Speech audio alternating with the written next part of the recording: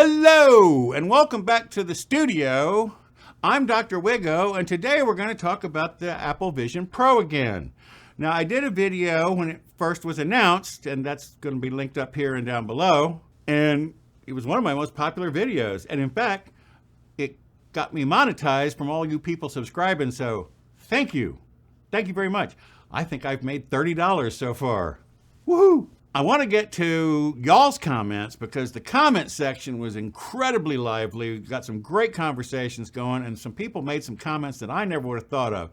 So in the next chapter, we're going to get to y'all's comments from the comment section of that video, because if you're the kind of person that doesn't read the comments, like, I don't know, everyone except Linus. And then the chapter after that, we'll get to news and rumors that have come to light since the announcement. But first, I want to talk about a few things. For one thing, Palmer Luckey did an interview with Peter Diamandis, and he made some really interesting comments, which, by the way, echoed some of the stuff I said in my video. So apparently great minds think alike, and so do Palmer Luckey and I. Right away, I want to get to one that I left out. I had read this article before I made that video, and I just forgot. And it's kind of embarrassing because it's a friend of mine.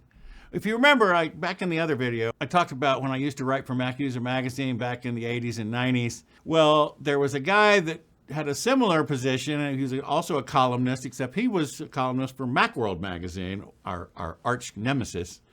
But I used to run into him at trade shows and Macworld expos, and he's a great guy. I call him a kid. He's 10 years younger than I am, which at this point, neither of us are kids. David Pogue. And David Pogue, who, by the way, has been in the news lately because he wrote on that submersible like a year ago, the one that blew up and killed all those people.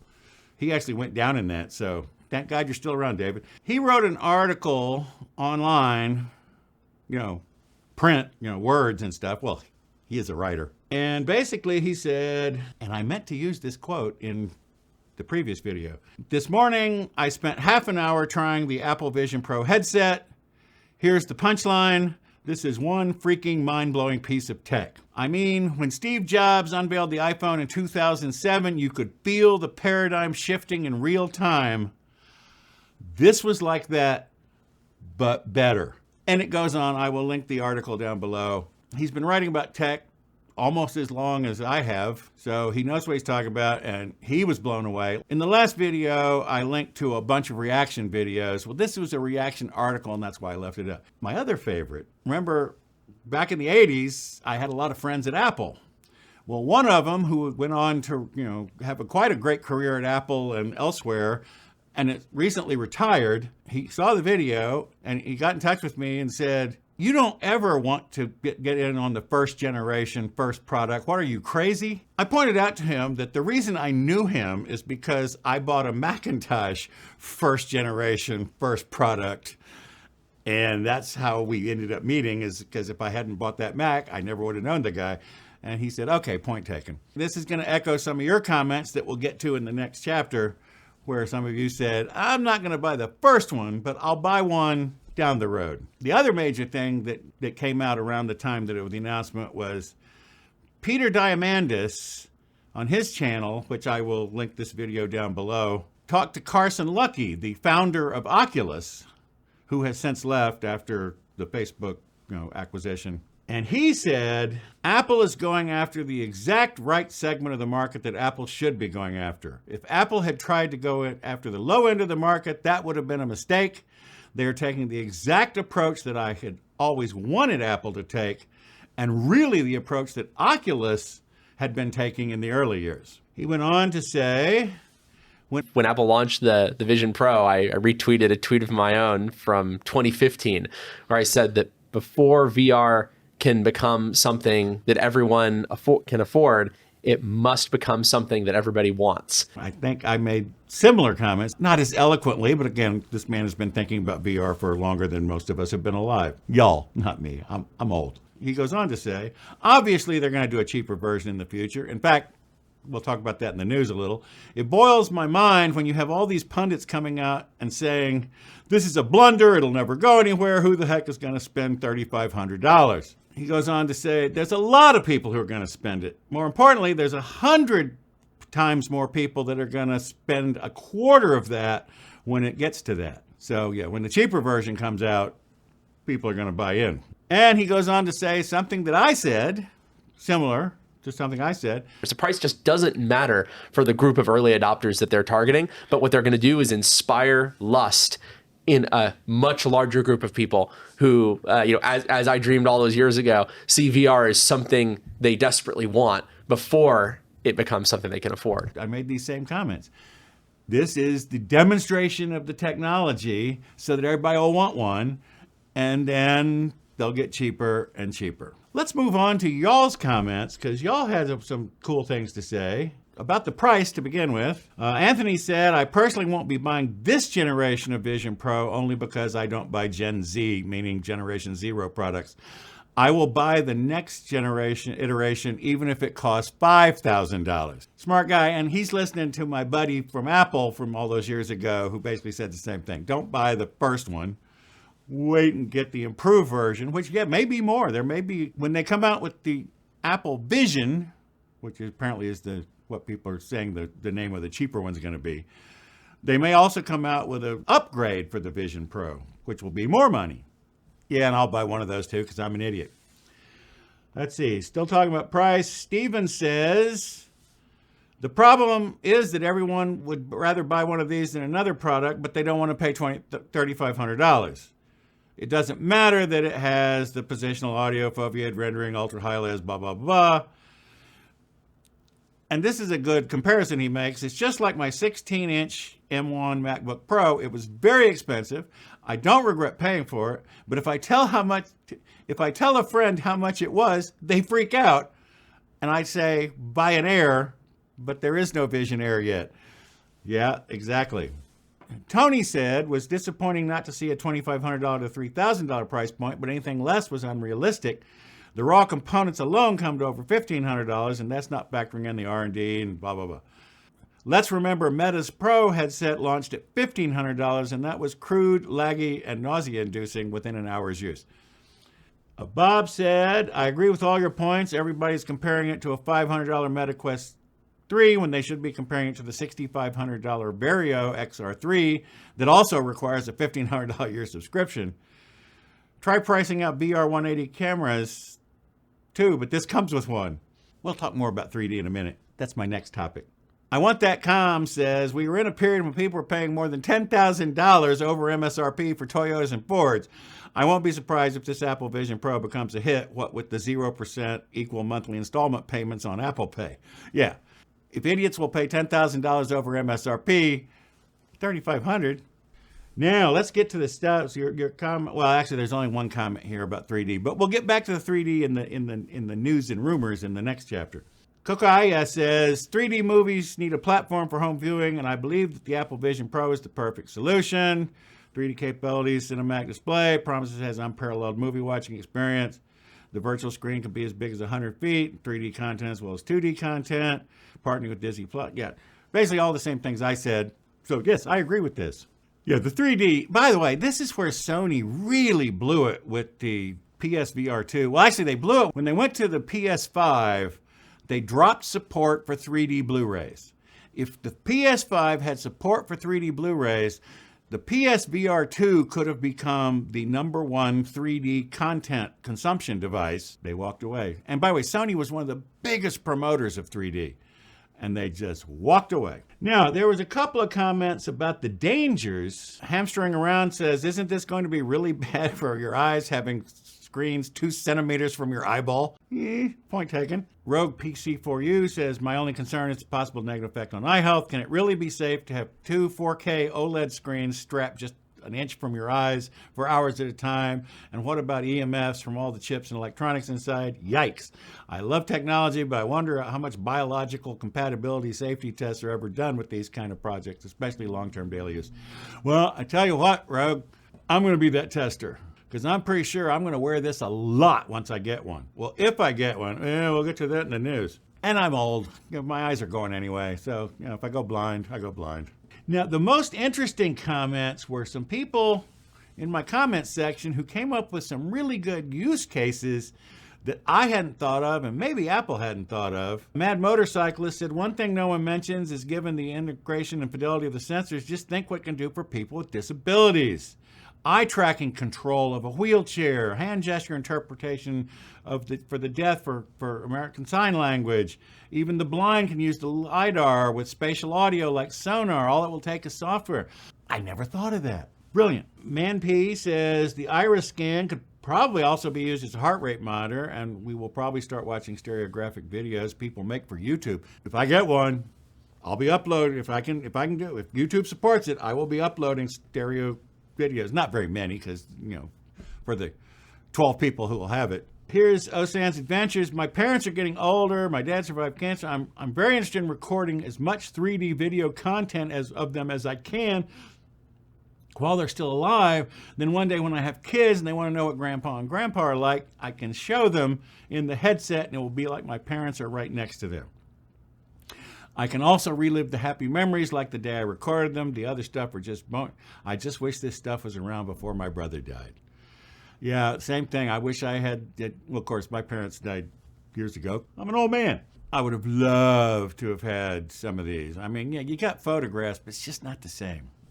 James Schoon over says, I completely agree with you. The product can make life a lot less complicated. I can see a lot of use cases. Using it as a multi-monitor workspace, to a home theater, to a gaming system. So, multiple things. I can work at home, so these could be absolutely killer to help make my life more productive. I'd already considered upgrading my technology and setting up a multi-monitor setup, but this would do that for a similar cost. Remember, big screen TVs and big screen monitors. And Tolg says, it's so strange, but most people, including Apple, don't seem to get the best use case of having that 3D camera. It's when you're using FaceTime and you can turn the camera around so you can show someone else what you're seeing. So if the other person you're FaceTiming is also watching Vision Pro, they can experience what you're seeing in 3D. Now, I don't think they've put this in the software yet. It's like kind of a no-brainer. Yeah, it's probably not going to be a feature day one due to bandwidth and software and whatnot, but he's right. That would be an incredible experience. Okay, moving on. News and rumors. There's not really a lot of news because it's an unreleased product and Apple won't comment on anything. So whatever news we have is actually people speculating. The one thing that Apple has confirmed, like the week after they announced it when they were doing the developer stuff, is the refresh rate of those little OLED screens in front of your eyes is 90 hertz. It's not 120 hertz. It's not true motion. But 90 hertz is pretty damn good. Oh, and then for movie content where it's 24 frames per second, it'll bump up to 96, which is a multiple of 24, so you don't have the 3:2 pull down nonsense and stuff that you have when you're converting from 24 to other frame rates. So not bad. Now here's the part that gets me excited. Upcoming Apple TV show Monarch Legacy of Monsters is reportedly being shot in 3D format to make the most of the immersive cinematic experience afforded by Apple's Vision Pro headset. Not a movie I really am that looking forward to, but see, this is the thing about Apple having Apple TV Plus and the Vision Pro, and of course they got Disney bought in too. So between Apple TV Plus and Disney Plus and the Apple Store where you can buy movies, I'm so excited about 3D. Also, David Althusser tweeted a rumor that Apple's been shooting all of their Apple TV shows in 180 VR, and he's got a leaked photo of a 180 camera rig on set attached to the tweet, which hopefully you're looking at while I'm talking. More rumors. Ming Chi Kuo, who has a track record of being a pretty good rumor leaker. Apple will aggressively upgrade hardware specifications to build a more competitive ecosystem for Vision Pro. The ecosystem will be one of the key success factors for Vision Pro, including the integration with other hardware products. And related main hardware specifications are the new high-speed Wi-Fi and UWB ultra-wideband. If you saw the thing with the new phone where you can hold the phones and they swap and AirDrop and all that stuff, that's using that NFC, except it's ultra-wideband NFC. And I think it wasn't him, but a developer said something about how the Vision Pro will know where your Apple devices are in space because of the NFC. And then iPhone 16 will likely upgrade to Wi-Fi 7. Oh, and here's another. In China, Apple may have to come up with a new name because apparently Huawei already owns the Vision Pro trademark and has for years. I mean, it's not like they ran out and did it right after Apple announced. No, I think it was 2017. Well, read the article whose little headline is appearing on the screen right now on Mac Rumors. This happened before with an Apple product and a company in China, and they ended up paying a lot of money. I think it was iPad. Now we get to the horrible, horrible, terrible news. According to a lot of people, the source for this is the Financial Times, which is like a real newspaper, not, some fly-by-night, some internet dude. Production has been, they were going to make $1 million the first year, and then it was 500,000, and now it's down to maybe 400,000 or less. And apparently they've only ordered enough stuff for 150,000 for the first batch. So all y'all who said you're going to buy one too, well, please don't. Wait till I get mine, and then you can go buy yours. Because apparently this is going to be a hot ticket and hard to get. The problem, by the way, apparently is the little OLEDs in the eyes. Apparently they're having yield issues, and so they can't get enough of those little screens, little eye screens. And so that's one of the reasons they've had to scale back production.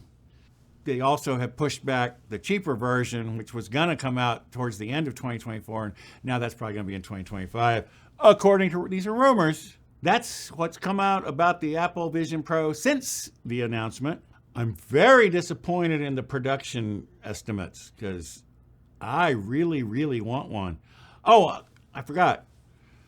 Also, I said in my video that you're going to have to do it in person. And then someone in the comments said, no, they said in the thing you could order online. Well, yes, you can order it online. But according to the things that have come out more recently, before they sell it to you, before you actually buy it, you're going to have to go to an Apple store and do a whole fitting thing. So there will be an in-person component to this. You'll be able to get your place in line apparently online, but then you're going to have to wait and set up appointments, which, by the way, is one of the ways they can kind of gate how fast they roll it out. Everybody gets in line, and then you can't get an appointment, so you're not going to get it. They aren't going to ship them all the first day. Well, they can't. They're not going to have them available. And that's the biggest disappointment. I'm starting to worry that I won't have one when they first come out. And I really, really want one. So if anyone from Apple is watching, I want one. I love one. Used to be a Mac journalist. Well, I'm kind of a Mac YouTuber now.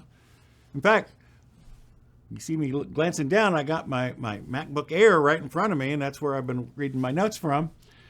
So those are your reactions to the Apple Vision Pro, plus a few other reactions and the news and rumors updates since the announcement. If anything substantial happens, I'll come back with another update video. But again, I'm really thankful for all of you who subscribed based on the last video. Maybe this one will get me a few more subscribers. Yeah. I'm really having a good time. I got all sorts of stuff in the pipeline. Of course, if you're only interested in the Vision Pro, that'll probably be another month or so. But there's more stuff coming. As always, thanks for stopping by. See you next time. Bye-bye. Why do I always wave? You can't see me.